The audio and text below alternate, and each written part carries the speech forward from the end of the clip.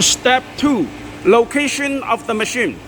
The machine should be located on a higher level than its ice packing device, so the ice can fall into the ice packing device smoothly. This is the ice outlet. We need to put the machine on a higher level, so the machine's ice outlet will be higher. It will be higher than your ice packing device.